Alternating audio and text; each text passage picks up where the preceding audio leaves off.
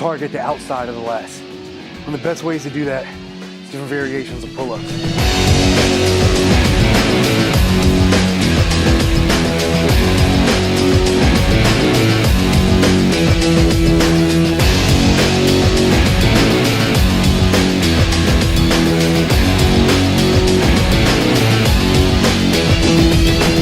What's up guys, we're here at Destination Dallas, getting ready to do some shoulder training and some lats in hopes to create a nice V taper. So we did straight grip pull-ups with the variation of moving side to side, which targets both lats when you go up and each lat individually as you move side to side. So from there we moved on to the underhand grip pull-ups with a slight bend in the body to focus more on the lower lats. So when I did the side to side pull-ups, basically every time I would move to each side, I would feel one muscle lighten up, one lat lighten up, and the other lat engage. And it felt like most of my body weight was on that single lat. Even that split second of that body weight being on there makes a huge difference on that one side of your body. You can develop a lot more even of a back this way.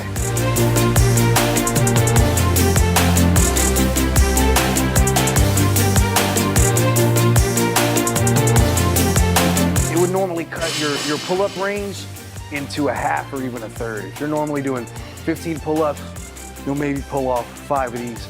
By the time you get to set 3 or 4, you know, you might be pulling off 3 or 4 reps.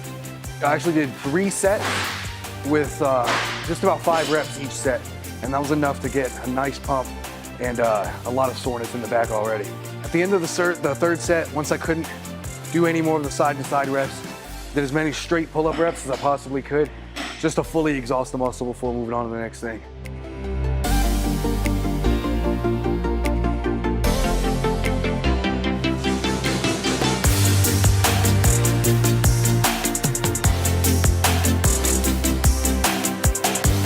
So for the underhand grip, as long as you're performing it properly, you can feel it a lot more in your lower lats, and your body will kind of naturally sway as you're pulling up.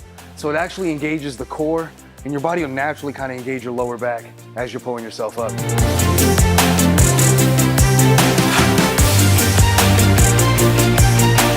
So today we're working on the V taper, and key to a V taper, big lats, big shoulders, small waist. So now that we hit the lats, let's move on to some shoulders.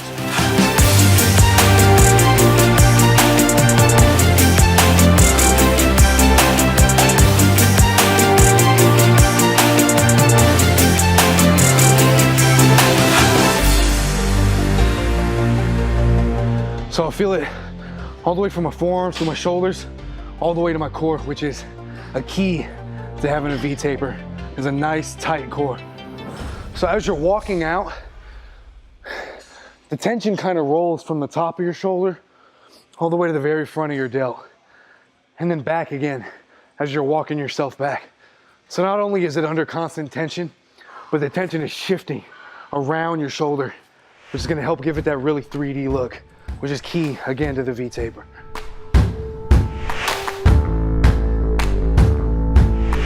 Yeah, definitely walking out and walking back to the wall is 1 rep.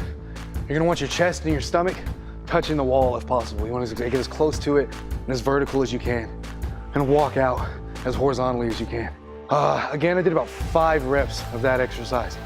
Some of these exercises are really intense, and doing any more than that is pretty tough.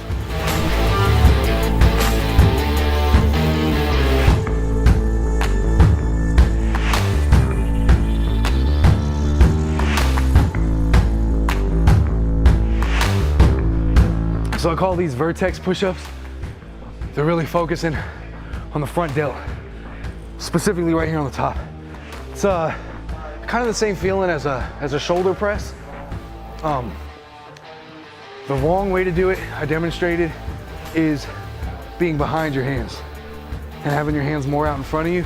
It's gonna target more of the upper chest. So what you wanna do is when you're out in that position, you wanna walk your head and shoulders behind your hands. I'm trying to replicate how your arms are for a shoulder press.